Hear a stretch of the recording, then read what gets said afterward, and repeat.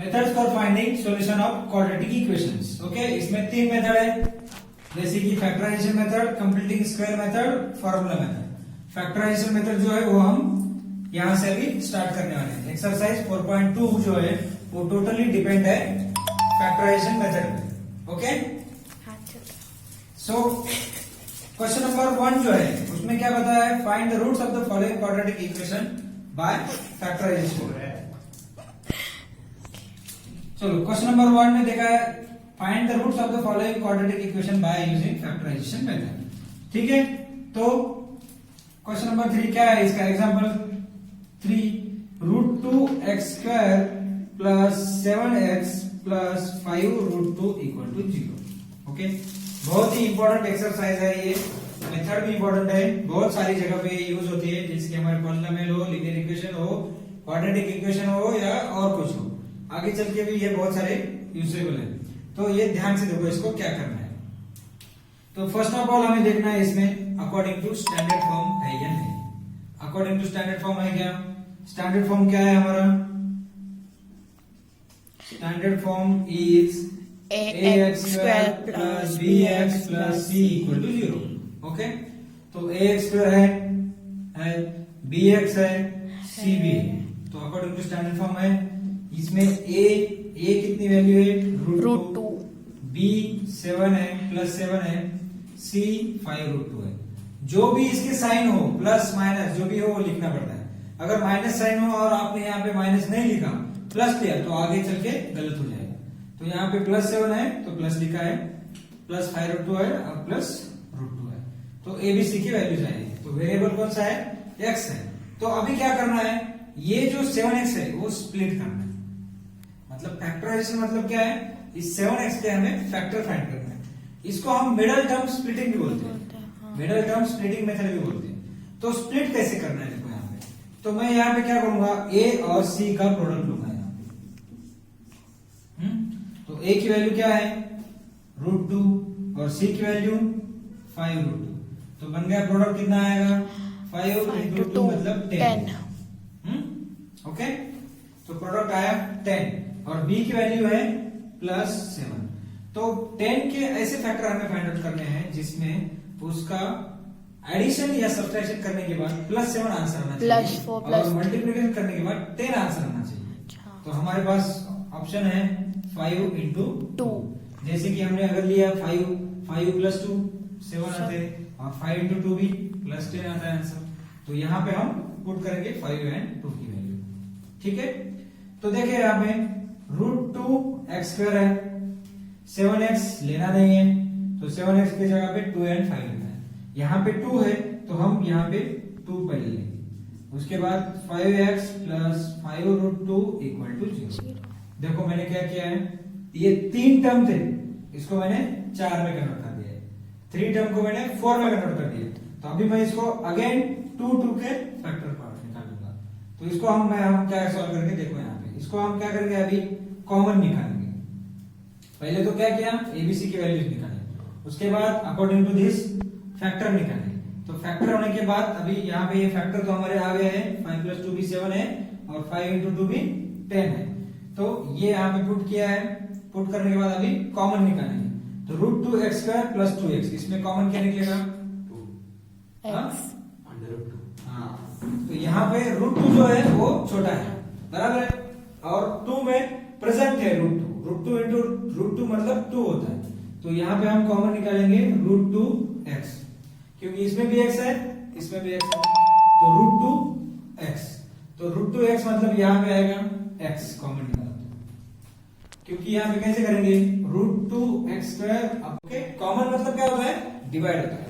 तो root 2 get cancel, x gets cancel, तो x बचा, तो यहाँ पे x बचा। सेकंड वाला है root 2 into x divided by root 2x। ये रूट 2 इंटू रूट 2 का मतलब होता है 2 की जगह पे मैंने उसको स्प्लिट अप किया। तो रूट 2x, यहाँ पे हमने कॉमन निकाला था, x प्लस रूट 2 है तो कॉमन निकाला है। तो फिर आंसर में क्या आएगा, दूसरे ब्रैकेट में root 2x plus 5 equal to 0। तो x plus root 2 equal to 0 and root 2x plus 5 equal to 0। ये दो ब्रैकेट है, हमने इंडिविजुअल यहाँ पे लिख दिए। तो x इक्वल टू √2 प्लस है, उधर जाके माइनस √2 बनेगा, और दूसरी वैल्यू आएगी √2x इक्वल टू -5, मतलब प्लस का 5 है, उधर जाके -5, और x equal to -5 divided by √2, क्योंकि यहाँ पे मल्टीप्लाई में है तो डिवाइड हो जाएगा। तो ये दो वैल्यूज यहाँ पे फाइंड हो चुके हैं x के लिए। इसको हम कहेंगे roots of this equation. Roots भी कह सकते हैं, फैक्टर भी कह सकते हैं, सॉल्यूशन भी कह सकते हैं, जीरोस भी कह सकते हैं। ओके, तो roots of this equation is x equal to -√2 and x equal to -5/√2। Okay, next example is question number 1, fourth example, 2x² - x + 1/8 = 0। तो यहाँ पे standard form, according to standard form तो इक्वेशन है ही, लेकिन इसमें बस 1/8 जो है वो कांस्टेंट डिनोमिनेटर में दिया है। तो यहाँ पे प्लस की वैल्यू है, इसके लिए 8 RHS में ट्रांसफर नहीं कर सकते हैं। तो हमें पहले ये जो 8 है डिनोमिनेटर कॉमन करना पड़ेगा, बराबर है। तो अगर डिनोमिनेटर कॉमन करना है तो हमें क्रॉस मल्टीप्लाई करना पड़ेगा। तो मल्टीप्लाइंग बोथ साइड बाय 8 करना पड़ेगा। तो आ जाएगा 8 2 16x² - 8x + 1 is equal to 0। तो ये 8 डिनोमिनेटर में हो गया कॉमन, तो इधर से चला गया, बराबर है, ठीक है। तो ये आ गया standard form equation. Here a equal to 16, b equal to -8, c equal to 1। तो a into c, don't laugh, देखो यहाँ पे a 16 है और c 1 है, तो हमारा आंसर आ गया 16, और b की वैल्यू है हमारे पास -8। तो अभी यहाँ पे देखो संस्कृति, ओके, b की वैल्यू यहाँ पे -8 है, ओके, ठीक है। यहाँ पे 16x² - 8x + 1 = 0 हमारा स्टैंडर्ड फॉर्म आया था। ये कैसे आया था? बिकॉज ऑफ 8 से हमने मल्टीप्लाई किया था होल इक्वेशन को LHS एंड RHS में। तो a b c की वैल्यूज मिल गए। यहाँ पे मैंने -8 लिया, -8 क्योंकि यहाँ पे साइन माइनस है, अगर यहाँ पे प्लस लेता था तो गलत होता था। तो यहाँ पे मुझे -8 लाना है b, और मल्टीप्लीकेशन लाना है 16। तो इसका आंसर क्या आएगा बताओ? यहाँ पे 16 के लिए आएगा 4 4 16। अगर यहाँ पे मैं -4 लूंगा तो ये +16 बन जाएगा, और इधर -4 बन जाएगा -8। तो -4 is a correct solution for that. 16x² - 4x - 4x + 1 = 0। So now separate कर दिया दो को। यहाँ पे 4x मुझे कॉमन निकला है, तो 4 4 16, 4x - 1। तो यहाँ पे माइनस कॉमन निकाला मैंने, -1 निकला, तो 4x - 1 = 0। अगेन 4x - 1 कॉमन निकला, तो 4x - 1 अनदर ब्रैकेट में आया। तो यहाँ पे मेरा सॉल्यूशन आएगा 4x - 1 = 0 and 4x - 1 another = 0। Because of यहाँ पे दो ब्रैकेट है तो इंडिविजुअल है। तो 4x = 1 और इसमें भी 4x = 1। So answer is 1/4, x = 1/4। तो यहाँ पे मेरे रिपीटेड फ्रैक्शंस आए, रिपीटेड रूट्स आए हैं 1/4 और 1/4। रूट्स आ गए हैं, सॉल्यूशन फाइंड आउट हुआ है। ओके, ठीक है। यहाँ पे हमें क्वेश्चन नंबर 1 के 2 एग्जाम्पल हमने सॉल्व किए हैं, उसके हिसाब से आपको बाकी के एग्जाम्पल सॉल्व करना है। क्वेश्चन नंबर 2 जो है वो है एग्जाम्पल 1 में जो दिया हुआ प्रॉब्लम है उसे ही सॉल्व करना है।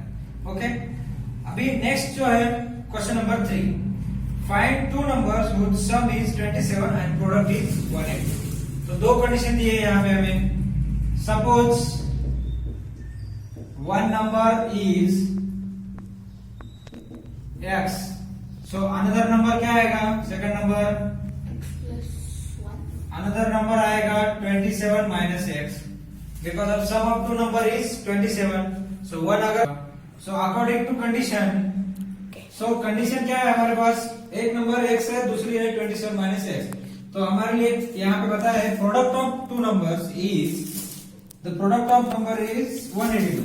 तो प्रोडक्ट मतलब x and 27 minus x = 182। इसका प्रोडक्ट है हमारे पास। सम एंड प्रोडक्ट दोनों भी गिवन है। सम ये थी, प्रोडक्ट ये है। तो प्रोडक्ट क्या आएगा? 27x - x² = 182। अगर इसको ट्रांसफर करेंगे तो x square minus 27x plus 182 equal to 0। Here sir वो -182 होना चाहिए। नहीं, 180 को हमने ट्रांसफर नहीं किया, हमने ये दोनों टर्म को उधर ट्रांसफर किया। ओके, तो माइनस से एक्स प्लस हो गया और ये प्लस वाला माइनस हो गया। So a equal to 1, b equal to -27 and c equal to 182। तो यहाँ पे सॉल्व करेंगे हम a इंटू सी। a की वैल्यू 1 है, c की वैल्यू 182 है, तो 182 के फैक्टर निकालेंगे और आंसर चाहिए हमें b, तो b माइनस 27। अभी फैक्टर फाइंड आउट करो। फैक्टर फाइंड आउट करो, कैसे फैक्टर आएंगे वो बताऊंगा। कैसे फैक्टर आएंगे, 33 जा भी कर सकते हैं लेकिन उसका वो 90 आएगा।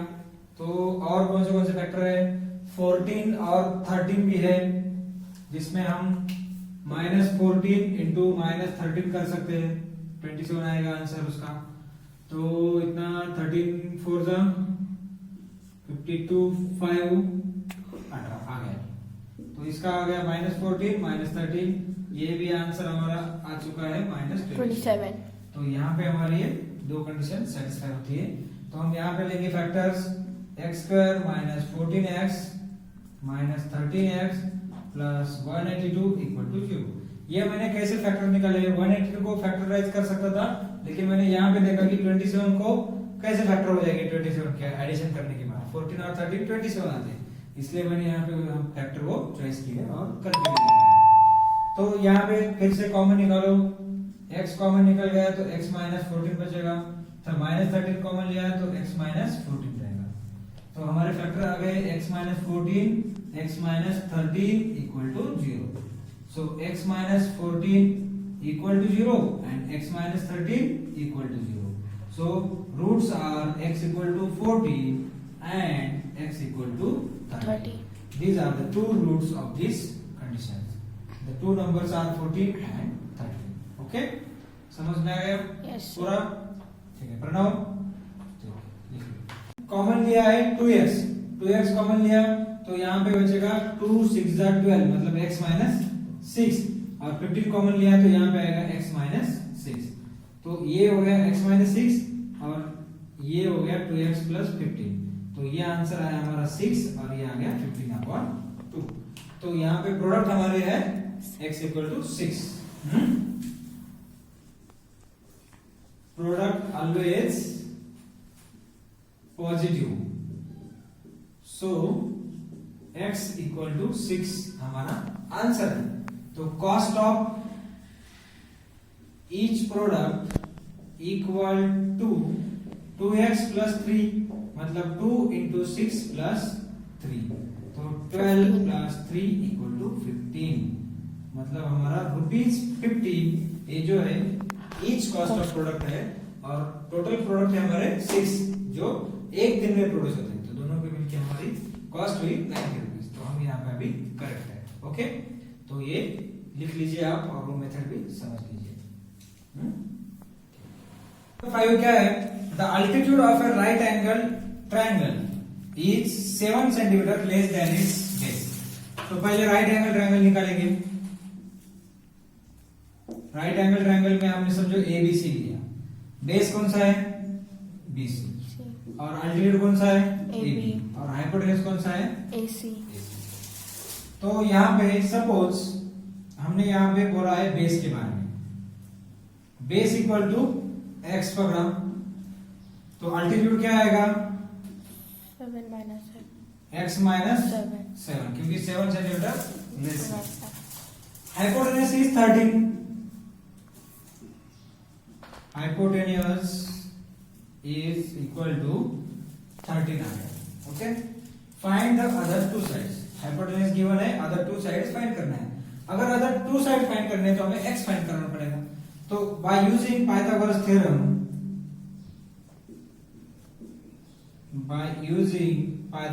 थ्योरम, हमें पता चलेगा यहाँ पे पाइथागोरस थ्योरम क्या है, हाइपोटेन्यूज का square equal to base square plus altitude का स्क्वायर।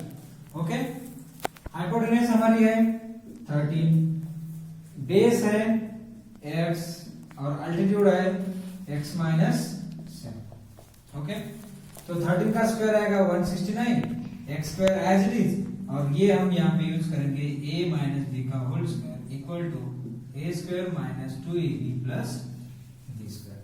तो यहाँ पे आएगा a स्क्वायर मतलब x स्क्वायर, 2ab मतलब 2 इंटू 7 इंटू एक्स प्लस 7 का square, 169 equal to x square plus x square आ जाएंगे 2x स्क्वायर, ये माइनस 14x, ये प्लस 49।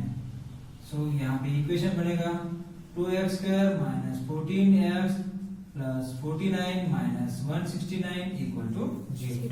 तो इसमें क्या किया हमने, 169 जो एक ही टर्म RHS LHS में थी उसको हमने RHS में ट्रांसफर किया, तो ये प्लस का माइनस होगा, तो 2x स्क्वायर माइनस 14x, 169 में से अगर 49 ले तो आंसर कितना रहेगा, माइनस 0, 6 में से 4 गए 2, 1, 120 है। अब अभी यहाँ पे देखो 2, 14 और 120 सब में 2 कॉमन है, तो 2 से डिवाइड करेंगे, डिवाइडिंग बाय 2 बोथ साइड को करना पड़ता है, तो इसको 2 से डिवाइड किया तो x स्क्वायर, इसको 7 और यहाँ पे 60 इक्वल टू 0 को किया तो 0। तो हमारा क्वाड्रेटिक इक्वेशन बन गया है x square minus 7x minus 60। तो अभी यहाँ पे फाइंड करेंगे a की वैल्यू है 1, here a is equal to 1, b is equal to minus 7 and c is equal to minus 60. So by using factorization method, a into c and b, so a into c is what, 1 into minus 60, तो answer आया minus 60 के factor हम निकालेंगे, और b की value है minus 7, तो minus 7 उसका एडिशन आना चाहिए, तो इसके फैक्टर क्या आ सकते हैं, 12 एंड 5। तो यहाँ पे माइनस 12 प्लस 5 लेंगे हम, माइनस 12 प्लस 5 लिए तो 12 फाइदा 60 आएंगे, और माइनस 12 का और प्लस 5 का एडिशन किया तो माइनस 7 आएगा। ठीक है, तो हमारा इक्वेशन है x square minus 7x minus 60 equal to 0। तो इसके माइनस 7x के अगेंस्ट हम यहाँ पे पुट करेंगे माइनस 12 और 5, तो x square minus 12x plus 5x minus 60 equal to 0। दो के फैक्टर कॉमन निकालेंगे, x कॉमन निकला तो x माइनस 12 प्लस 5 कॉमन निकला तो x minus 12 equal to 0, x minus 12 common निकला तो x plus 5 equal to 0, x minus 12 equal to 0 and x plus 5 equal to 0। So the roots are x equal to 2 and x equal to minus 5। तो यहाँ पे ये समझ में आया, ये 7x के फैक्टर कैसे निकाले समझ में आया, 12 5 60, हमें माइनस 60 चाहिए इसलिए माइनस 12 एंड प्लस 5, और यहाँ पे सेटिस्फाई होता है दोनों कंडीशन। तो पुट करने के बाद हमने x कॉमन निकाला, x माइनस 12 आया, 5 कॉमन निकाला तो x माइनस 12 आया, x माइनस 12 और x प्लस 5, तो x इक्वल टू 12 और x इक्वल टू माइनस 5, ये दोनों रूट्स हो गए। ये इक्वेशन से हमें क्या पता चला, यहाँ पे बेस की साइज हमें पता चली है 12 और माइनस 5, लेकिन बेस कभी भी मतलब डिस्टेंस कभी माइनस में होता है क्या, नहीं होता है।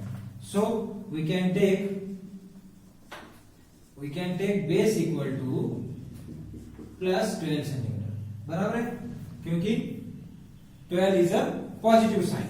तो यहाँ पे अल्टीट्यूड क्या आएगा, अल्टीट्यूड इक्वल टू 12 माइनस 7, मतलब अल्टीट्यूड आया 5 सेंटीमीटर, क्योंकि यहाँ पे बताया गया है कि अल्टीट्यूड जो है वो बेस से 7 सेंटीमीटर माइनस है, तो x माइनस 7 मतलब 12 माइनस 7 तो 5। बेस यहाँ पे आया है 12 और अल्टीट्यूड है 5 और हाइपोटेन्यूज तो पहले से मिला है 30। तो हो गया इक्वेशन सॉल्व। ओके, पूरे साइड भी हमें पता चल गया। ठीक है, लिख लो 4.2 का क्वेश्चन नंबर 6 क्या है। इसमें देखो ये क्वेश्चन इंपॉर्टेंट है ज्यादा। ये cottage industry produces a certain number of pottery articles in a day. एक डे में, वन डे में कुछ तो पॉटरी आइटम वो प्रोड्यूस करते हैं। It was observe on a particular day that the cost of production of each article was 3 more than twice the number of articles produced on that day. Suppose number of articles in a day equal to x. One day में x article produce होते हैं, तो cost of article कितनी होगी? Cost of articles equal to 3 more than twice it's articles. मतलब जो articles है उसके अलावा 3 more than है। ओके, तो ये हो गई cost of articles. If the total cost of production on that day was ₹90, तो टोटल कॉस्ट हम कब कैसे फाइंड करते हैं? प्रोडक्ट और cost. Total cost equal to ₹90 है, तो हम ये फाइंड कैसे करेंगे?